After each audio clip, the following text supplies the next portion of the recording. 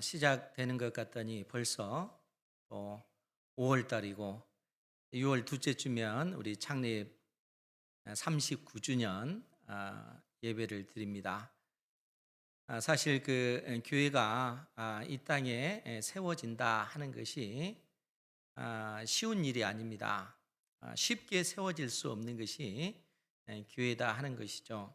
그래서 바울 사도 같은 경우는 골로새 교회를 세울 때 뭐라고 고백을 했냐면은 그리스도의 남은 고난을 그의 몸된 교회를 위하여 내 육체에 채우노라, 이렇게 고백을 하고 있습니다. 그리스도께서 남겨두신 그 고난을 그의 몸된 교회를 위해서 자신의 그 육체에 채운다 라는 그러한 말이죠. 그런데 이제 우리가 생각해야 될 것이, 그러면 그리스도께서 남겨두신 그 고난이라고 하는 것이 무엇일까? 사실 우리 주님께서 우리의 구원을 위해서 남겨두신 고난은 하나도 없습니다. 왜냐하면 완벽한 구원을 이루셨기 때문에 그런 것이죠. 그러면 바울 사도가 그리스도가 남겨두신 고난, 그리스도의 남은 그 고난이라 이렇게 이야기했을 때 그 의미가 무엇일까요? 그것은 우리 주님께서 우리를 위해서 이루신 그 구원의 그 복음을 수많은 나라들, 민족들 가운데 증거할 때 그 복음을 전하는 자들이 당하는 그 고난을 의미합니다. 그러니까 하나님께서 택하신 자녀들을 구원에 내시기 위하여 수많은 주의 종들이, 또 하나님께서 맡기신 수많은 직분을 가진 자들이 주의 몸된 교회를 위해서 그 고난을 자기의 육체에 채우는 것이죠. 그러니까 우리 은행교회 같은 경우도 어떤 그러한 그 고난은 이 말씀을 맡은 자에게만 주신 것이 아니고 우리 장로님들에게, 또 권사님들에게, 안수 집사님들에게 이런 직분을 주신 것은 주의 몸된 교회, 주님의 그 교회를 위해서, 그 교회가 든든히 세워져 가기 위해서 그리스도께서 우리에게 남겨주신 그 고난을 우리의 육체에 채워야 된다라고 말씀하고 있는 것입니다. 이러한 우리 직분자들 다 되시기 바랍니다. 우리의 헌신과 우리의 그 희생과 우리가 하나님 앞에 드려지는 그러한 열심을 통해서 주의 몸된 교회가 세워진다는 거예요. 우리 은행교회가 39년 동안 이 땅에 세워져 오는 것이 그냥 되어지는 것이 아니라 이전에 수많은 믿음의 사람들이, 또 지금은 하늘나라에 갔을 수많은 우리 권사님들, 또 장로님들, 이분들의 그 헌신과 또 수고와 그러한 그 눈물로 교회가 세워져 가는 것입니다. 그러니까 이러한 헌신이 없으면은 교회가 세워질 수가 없는 것이죠. 그렇기 때문에 우리 주님께서는 우리에게 직분을 주시고 그 직분을 통해서 몸된 교회를 위해서 주님께서 남겨주신 그 고난을 너희가 감당해야 된다라고 말씀하고 있는 것입니다. 넉넉히 이 고난을 감수하는 우리 은행교회 모든 성도들 되시기 바랍니다. 그러기 위해서는 교회가 하나님 앞에 마땅히 해야 될 일이 있습니다. 그것이 뭐냐면은 항상 기도하는 일이라는 거예요. 우리 주님께서도 교회를 향해서 항상 기도해야 된다, 그리고 낙심하지 말라라고 얘기해요. 왜냐하면 교회는 마치 이 세상 속에서 홀로 된 여인, 남편을 잃고 홀로 된 여인과 같은 그러한 모습이기 때문에 그렇습니다. 본질상 교회는 이 세상 속에서 그러한 위치에 있다는 거예요. 그러니까 때에 따라 교회는 억울한 일을 당할 수밖에 없고, 예수님을 믿는 것 때문에 성도들은 핍박을 당할 수밖에 없다는 거예요. 본질적으로 그렇습니다.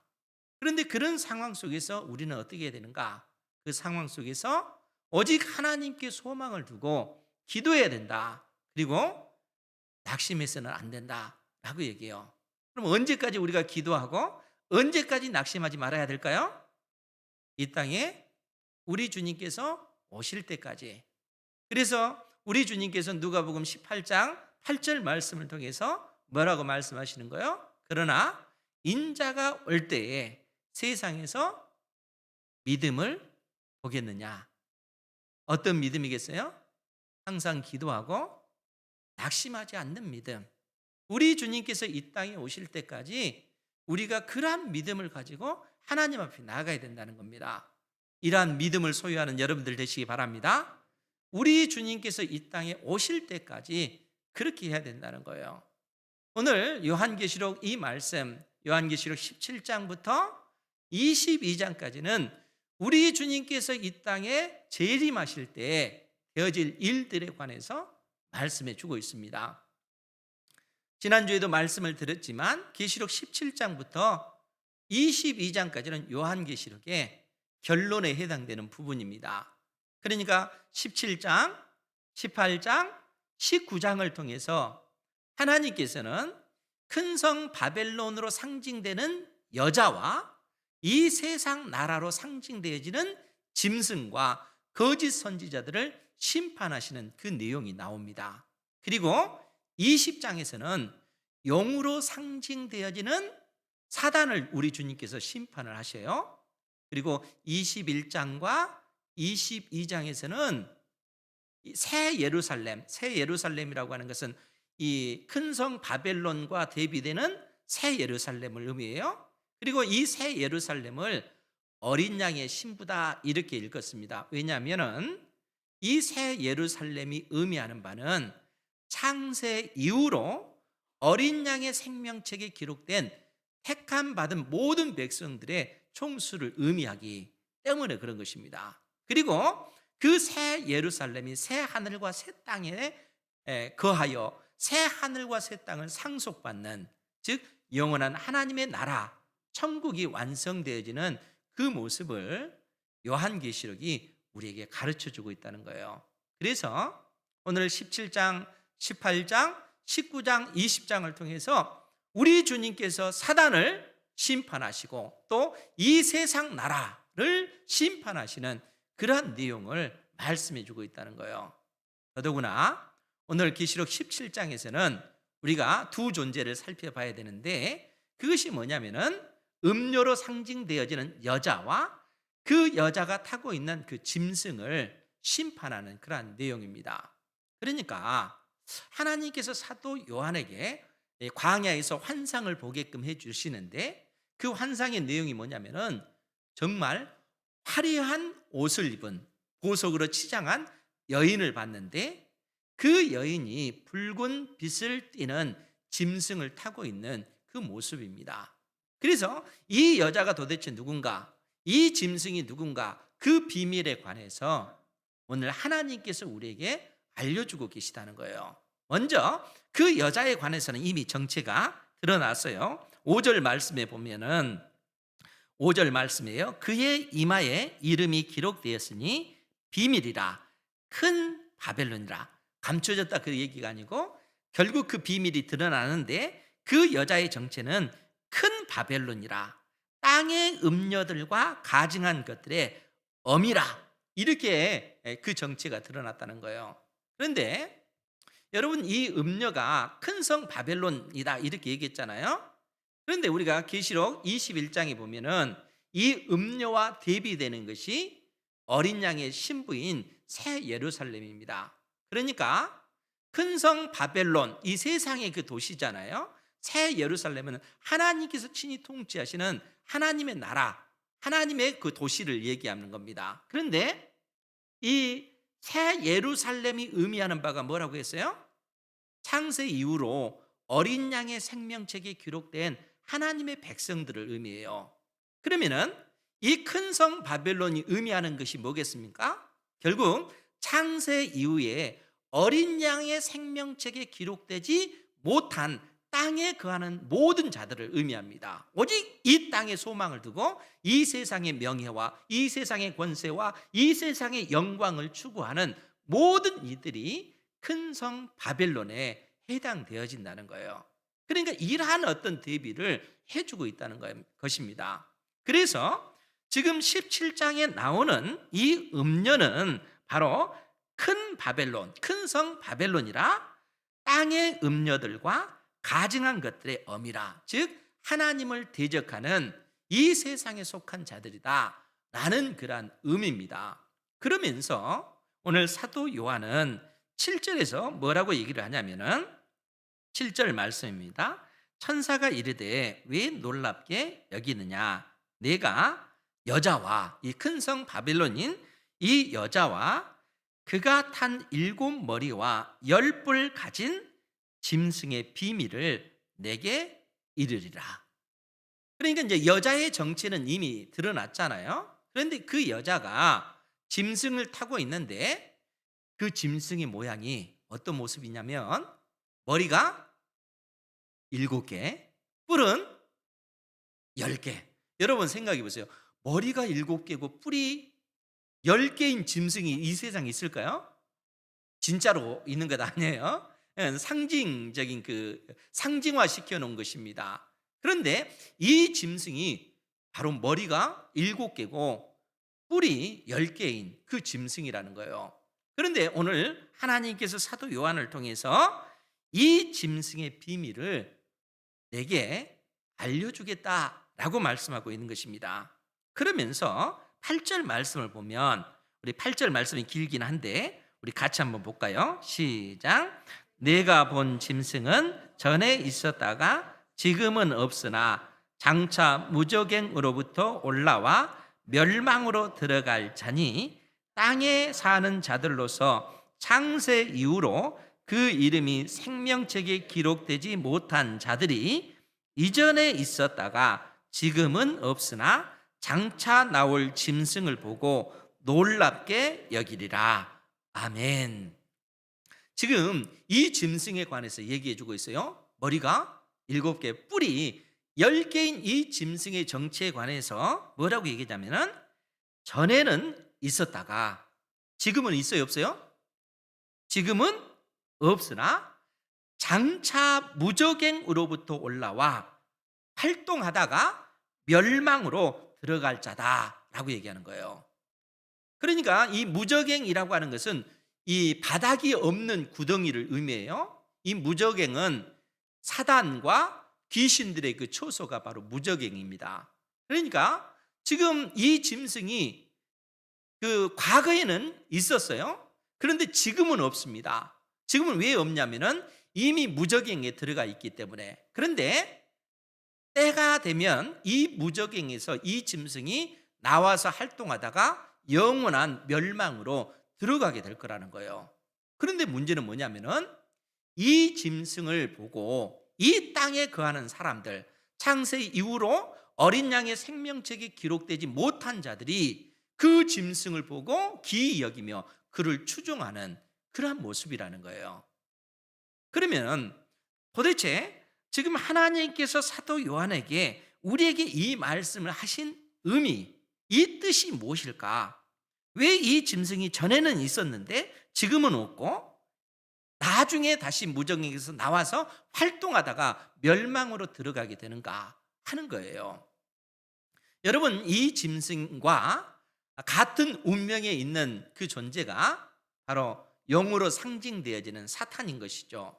이 사탄에 관한 심판이 계시록 20장에 나와 있습니다. 우리 20장 말씀을 한번 볼까요? 요한계시록 20장 1절에서 3절 말씀인데 그 부분을 제가 보겠습니다. 요한계시록 20장 1절 이하의 말씀을 보면 또 내가 보매 천사가 무저갱의 열쇠와 큰 쇠사슬을 그의 손에 가지고 하늘로부터 내려와서 용을 잡으니 이 용은 곧 옛뱀이요 마귀요 사탄이라 잡아서 1000년 동안 결박하고 무저갱에 던져 넣어 잠그고 그 위에 임봉하여 1000년이 차도록 다시는 만국을 미혹하지 못하게 하였는데 그 후에는 반드시 잠깐 놓이리라. 여러분, 이 영으로 상징되어지는 사단, 이 마귀가 이 하늘로부터 내려온 그 천사에 의해서 결박되어지고 결국 그가 무저갱에 갇히게 됐는데 1000년 동안 지금 결박되어져 있는 그러한 상태라는 거예요. 그리고 때가 되면 그가 잠시 후에 다시 무저갱에서 나와서 활동하다가 영원한 멸망으로 들어가게 되어지는 것입니다. 즉 그 말은 무슨 얘기냐면은 이 영과 이 짐승은 한 세트로 이렇게 움직여질 거라는 거예요. 그러면 여러분 이제 궁금하잖아요. 지금 이 옛뱀 마귀 사단이 잡혀서 1000년 동안 결박되어서 무정에게 갇힌다는 그 말이 의미하는 바가 무엇일까 하는 거예요. 그렇게 지금 갇혀 있다가 나중에 잠시 나와서 활동하다가 영원한 멸망으로 들어가게 되는데, 우리가 10절 말씀에 보면 요한계시록 20장 10절이에요. 거기에 보면 또 그들을 미혹하는 마귀 사단이 불과 유황 못에 던져지니, 거기는 그 짐승, 여기서 그 짐승은 17장에 나오는 머리가 7개, 뿔이 10개인 그 짐승을 의미해요. 그러니까 이 용과 그 짐승과 거짓 선지자도 있어 세세토록 밤낮 괴로움을 받으리라. 여기서 이 불못은 영원한 불못을 의미하는 거예요. 그러니까 최종적으로 이 용과 그 짐승과 거짓 선지자들이 이 영원한 그 불못에 던져지게 될 것을 말씀해 주고 있어요. 그런데 그 전에 이 용이, 이 마귀가 1000년 동안 무저갱이에 갇힌 그런 상태가 된다는 거예요. 그러면 이것이 의미하는 바가 뭔가 하면은, 그것은 우리 주 예수 그리스도께서 이 땅에 오심으로써, 이 땅에 처음 오셔서 천국 복음을 증거하실 때 사단의 그 권세가 깨어진 것입니다.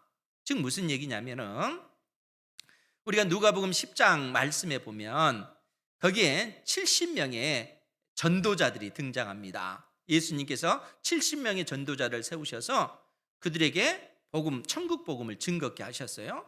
그들이 복음을 증거하는 곳마다 귀신이 결박되고 악한 영들이 떠나가는 이런 기적들을 경험을 합니다.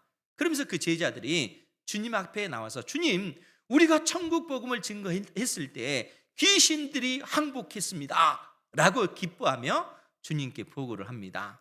그때 우리 주님께서 뭐라고 말씀하시냐면, 사단이 하늘로부터 번개처럼 떨어지는 것을 내가 보았노라, 이렇게 말씀하셔요. 사단의 권세가 복음에 의해서 결박되어지는 거예요. 무슨 얘기냐면은, 이 땅에 우리 주님께서 오심으로써 세상의 질서 자체가 완전히 바뀌어졌습니다. 구약 시대 때는 어둠의 권세가 강했기 때문에 결국 교회가 온전히 서지 못했지만, 예수님께서 이 땅에 오심으로 거룩의 그 능력이 어둠의 능력을 지배하는 거예요. 복음이 흘러 들어가는 곳마다 생명의 역사가, 살아남의 역사가 나타나는 것입니다. 복음을 받아들이는 자마다 그 복음을 통해서 구원 얻는 은혜가 있어지는 거예요. 그래서 천국 복음이 수많은 나라들, 민족들 가운데 들어갈 때마다 그 복음에 의해서 흑암의 권세들이 결박되어지는 것입니다. 사단이 활동을 할 수가 없어요. 그러한 상태를 무저갱이에 갇힌 상태, 1000년 동안 그들이 활동하지 못하는 그러한 상황이라는 거예요. 그 1000년의 기간 동안 천국 복음은 수많은 나라들, 민족들 가운데 증거되어서 죽어가는 인생들을 구원해 내게 되어지는 것입니다. 그래서 계시록에서 나오는, 지금 여기서 나오는 1000년이라고 하는 그 숫자가 진짜 숫자가 아니라 상징적인 의미라는 거예요. 예수님의 초림부터 재림까지 이 마지막 때에 천국 복음이 왕성하게 증거되어지는 그 상황인 것입니다. 이때는 사단이 활동할 수가 없어요. 왜냐하면 복음의 그 능력을 통해서 수많은 인생들이 구원을 얻기 때문에 그렇다는 거예요. 그러니까 사단뿐만 아니라 이 짐승 역시 그처럼 결박되어져 있는 그런 상황이라는 거예요. 그래서 다시 우리가 17장 말씀으로 돌아가서 8절 말씀에 보면, 내가 본 짐승은 전에 있었다가 지금은 없으나. 왜 전에 있었겠어요? 우리 주님께서 이 땅에 오시기 전에는 왕성하게 이 사단의 그 권세가 활동을 했다는 거예요. 그러나 주님께서 오셔서 십자가에 죽으시고 죽음의 권세를 이기시고 부활하심으로써 사단의 그 권세가 이제는 무저갱에 갇히는 그러한 신세가 되었다는 거예요. 그렇기 때문에 내가 본 짐승은 전에 있었다가 지금은 없으나, 장차 우리 주님께서 이 땅에 재림하시기 직전에 그들이 무저갱에서 나와서, 그 얘기예요, 장차 무적행으로부터 올라와 영원한 멸망 불못으로 들어갈 자니 땅에 사는 자들로서 창세 이후로 그 이름이 생명책에 기록되지 못한 자들은 그 짐승을 따라서 추종하는 이러한 일들이 벌어질 거라는 거예요. 그러니까 주님께서 명확하게 오늘 교회들을 이렇게 우리에게 지금 역사가 이렇게 진행되어지고 있다 하는 사실을 명확하게 말씀해 주고 있는 것입니다. 이 진리를 깨닫는 은혜가 있기를 주님의 이름으로 축원드립니다. 우리 하나님께서 얼마나 우리를 많이 사랑하시면 역사가 이렇게 진행되어진단다 하나하나 설명해 주시잖아요. 그러니까 이 역사를 주관해 가시는 하나님께서 믿음의 백성 우리를 위해서 이처럼 상세하게 말씀해 주고 있다는 거예요. 그러면서 더 보충해서 뭐라고 말씀을 해 주시냐면 9절 이하의 말씀이에요. 지혜 있는 뜻이 여기 있으니 지혜롭게 너희들이 잘 살펴봐라, 그 얘기예요. 그 7머리는, 그러니까 그 짐승의 7머리를 얘기하는 거예요. 그 7머리는 여자가 앉은 7산이요. 산이라고 하는 것은 그 흔들림이 없잖아요. 견고한 그 영원성을 가지고 있습니다. 그러니까 7머리라고 하는 것은 머리 자체도 하나의 그 권세를 얘기하는 것이고 산 자체도 그 짐승이 가지고 있는 그 권세를 얘기하는 거예요. 그러면서 뭐라고 얘기를 하냐면 10절 말씀이에요. 또 7왕이라, 7산이요 7왕이라, 7머리는 7왕이다 라는 얘기예요. 그러면서 5은 망하였고 하나는 지금 현재 있고 다른 하나는 아직 이르지 아니하였으나 이르면 반드시 잠시 동안 머무르리라. 여러분 무슨 얘기겠어요? 이 짐승의 어떤 이 짐승이라고 하는 건 세상 전체의 나라를 얘기하죠. 그러니까 이 세상 역사 가운데 끊임없이 그러한 왕의 권세를 가진 자들이 영원한 것은 아니잖아요. 그래서 과거에 5명이 등장했지만 그들은 다 망하였다. 그리고 현재 1명이 왕 노릇한다. 그러나 그 왕도 어떻게 돼요? 세상 나라는 영원하지 않습니다. 무너질 수밖에 없어요.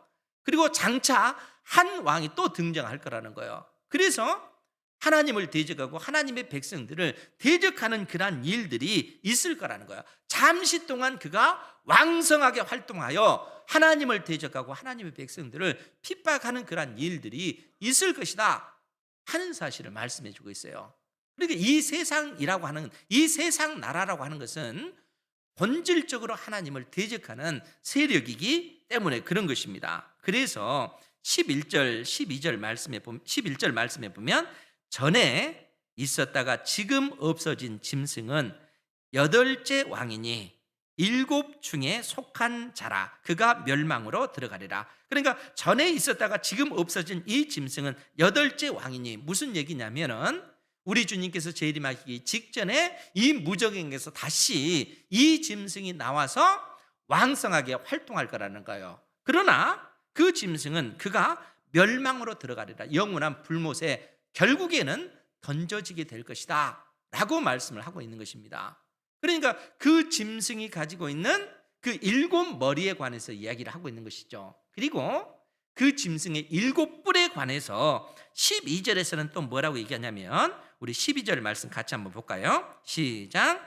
내가 보던 10뿔은 10왕이니 아직 나라를 얻지 못하였으나 다만 짐승과 더불어 임금처럼 한동안 권세를 받으리라. 아멘. 그 짐승의 10뿔은 10왕이다 이렇게 얘기합니다. 그런데 이 10왕은 아직 나라를 얻지 못하였다는 거예요. 무슨 표현일까요? 이 짐승이 무적행에서 나와서 왕성하게 활동할 그때가 있음을 지금 이렇게 표현을 하고 있는 거예요. 열이라고 하는 숫자 자체가 완전한 숫자잖아요. 뿔 자체가 이 권세를 의미하잖아요.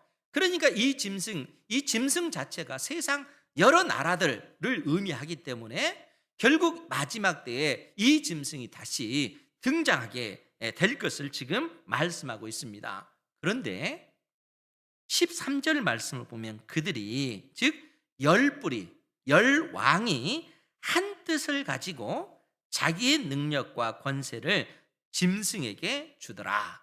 그렇게 얘기하는 거예요. 그러니까 10뿔이 자기들이 가지고 있는 그 권세와 그 능력을 그 짐승에게 주더라. 그렇게 얘기합니다. 그러면서 그렇게 준 이유는 뭐냐면은 어린 양 대신 우리 주님과 그의 택한 백성들을 대적하기 위해서라는 거예요.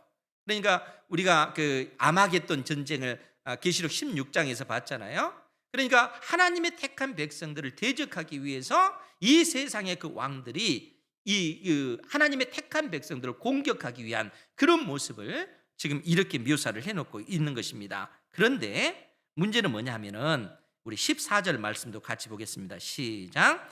그들이 어린 양과 더불어 싸우려니와 어린 양은 만주의 주시요 만왕의 왕이심으로 그들을 이기실 터이요 또 그와 함께 있는 자들 곧 부르심을 받고 택하심을 받은 진실한 자들도 이기리로다. 아멘.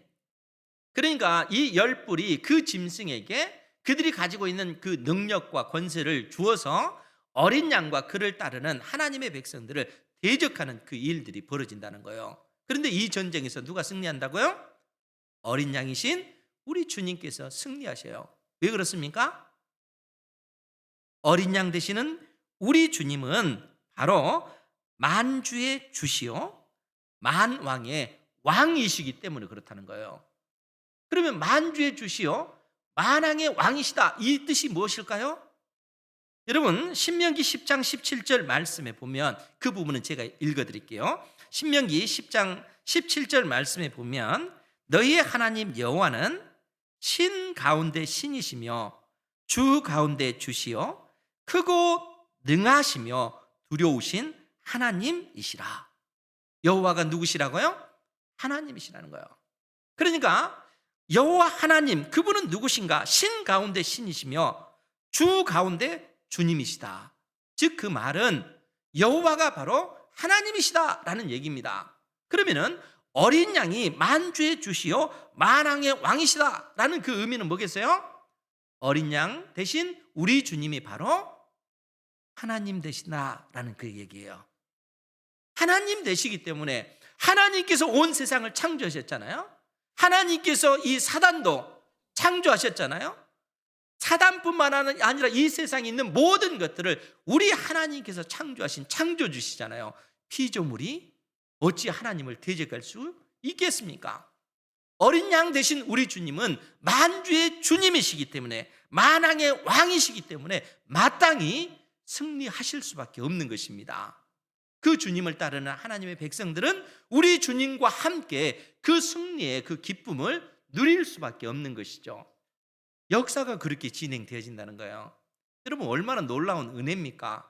그러니까 하나님께서 택한 자녀들에게 이 진리를 일깨워 주시면서 우리가 사는 그 현실이 때에 따라 예기치 못한 일들로 인하여 우리의 인생이 고통스럽고 절망스럽고 내 인생이 실패한 것처럼 보여지는 그러한 현실이라 할지라도 하나님께서는 얘야 아니란다. 하나님께서는 너를 사랑한단다. 하나님께서 우리를 사랑하시니까 주님 안에 있으면 실패한 인생은 없습니다. 왜냐하면 하나님께서 우리를 붙잡고 계시기 때문에 우리 주님을 의지한다는 것은 우리가 가장 귀한 것, 이 세상의 어떤 보아와도 비교할 수 없는 가장 귀한 그분을 우리가 모시고 있기 때문에 그런 인생은 실패가 없는 거예요. 이 믿음 가운데 살아가시기 바랍니다. 그러니까 주님께서 항상 기도해야 된다. 낙심하지 말아라. 그 믿음을 내가 너에게 원한다. 주님께서는 우리에게 말씀하고 계시다는 거예요. 주님께서 우리의 하나님 되시고 우리의 아버지 되시고 궁극적으로 우리에게 그러한 승리를 주실 것이기 때문에 그렇다는 거예요. 그러면서 이 짐승을 타고 있는 음녀에 관해서 15절 말씀에 뭐라고 얘기를 하냐면 또 천사가 내게 말하되 내가 본 바 음녀가 앉아있는 물은 백성과 무리와 열국이라고 하는 건 수많은 나라들을 얘기하는 거예요.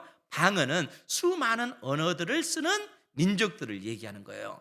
그러니까 여러분 생각해 보세요. 이 음녀가 앉아있는 그 물은 백성, 무리들, 열국, 방언들이라는 거예요. 즉 무슨 얘기입니까? 이 세상 나라들인 거죠.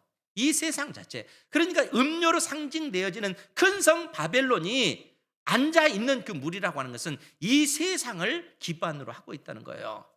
그런데 하나님께서 이 악한 자의 그 세력들을 심판하실 때 어떻게 하시는가 하면 16절 말씀에 보면 내가 본 바 이 열불과 짐승은 음녀를 미워하여 망하게 하고 벌거벗게 하고 그의 살을 먹고 불로 아주 사르리라. 그러니까 지금 여기서 등장하는 악의 세력들, 이 음료로 상징되어지는 이 바벨론, 이 여자와 또 열불과 그 짐승에게 열불이 있잖아요. 그러니까 열불은 이 세상의 권세자들을 의미하는 거예요. 그러니까 이 열불과 이 짐승이 연합해서 이 음료를 미워한다는 거예요. 그래서 결과적으로 어떻게 합니까? 음료를 미워하여 망하게 하고 벌거벗게 하여 수치당하게 하고 그의 살을 먹고 불로 아주 사르리라. 이 악이라고 하는 것은 본질 자체가 결속될 수 없는 존재들입니다. 본질 자체가 그래요. 악은 결국은 분열될 수밖에 없고 서로 미워할 수밖에 없고 분쟁할 수밖에 없는 거예요. 그러니까 이 열불과 이 짐승이 연합해서 그 음녀를 망하게 만드는, 심판하는 이런 일들이 벌어져요. 그런데 놀랍게 이렇게 되어진 일들이 왜 그렇게 되어지는가? 그것은 하나님께서 그 모든 일들을 계획하셨기 때문에 그렇다라고 지금 말씀하고 있다는 거예요. 그래서 17절에 그 이유는 하나님이 자기 뜻대로 할 마음, 하나님께서 가지신 그 계획을 그들의 마음속에 주사, 이 열불과 짐승의 마음속에 주사 한 뜻을 이루게 하시고 그들의 나라를 그 짐승에게 주게 하시되 하나님의 말씀이 응하기까지 하심이라. 즉 하나님께서 계획하신 그 모든 것이 역사 가운데 성취되도록 만드시는 분은 하나님이시라는 거예요. 하나님께서 이 음료를 대적하도록 그 열불과 짐승의 그 마음에 그러한 그 계획을 주셨고, 하나님께서 그렇게 섭리하셨기 때문에 하나님의 말씀대로 역사 가운데 그러한 일들이 벌어지게 됐다는 거예요.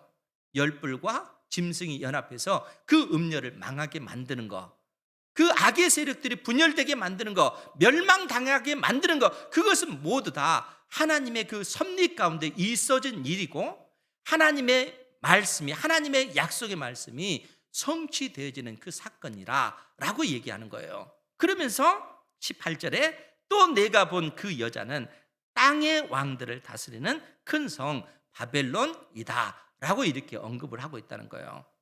여러분 놀랍지 않습니까? 하나님께서는 역사를 이렇게 만들어 가시는 거예요. 그러니까 이 요한계시록을 통해서 하나님께서는 택하신 자녀들, 주님께서 피 흘려 세우신 교회가 어떻게 진행되어지는가 우리에게 명확하게 말씀해 주고 계시다는 거예요. 그러면 이러한 상황 속에서 하나님의 택한 자녀인 우리가 어떻게 살아가야 하겠는가 하는 거예요. 여러분 그렇지 않습니까? 지금 역사가 그렇게 만들어지잖아요. 그런데 현실은 그 하나님 나라의 그 실제가 명확하게 우리 눈에 보이지는 않는 그런 상황 속에서 살잖아요. 그렇기 때문에 때에 따라 하나님의 자녀들이 낙심되고 오히려 세상의 어떤 세력들이 더 커 보이고 오히려 세상 사람들은 성공하는 것처럼 보여지는데 믿음의 백성들은 연약한 모습 가운데 있는 것처럼 느껴질 때가 얼마나 많습니까? 그런데 하나님께서는 뭐라고 말씀하셔요? 그 상황 속에서 우리에게 명확하게 역사가 이렇게 진행되어진단다 라고 말씀하고 계시고, 그 상황 속에서 홀로 된 여인과 같은 그러한 모습이지만, 예수님을 믿는다는 것은 이 세상 속에서 홀로 된 여인과 같은 그러한 상황 속에 있지만, 그런 상황 속에서도 낙심하지 말고 하나님을 의지하고 믿음의 기도를 드리라. 우리 주님께서 이 땅에 오실 때 항상 기도하고 낙심하지 않는 그 믿음을 세상에서 보기를 원하시기 때문에 그렇다는 거예요.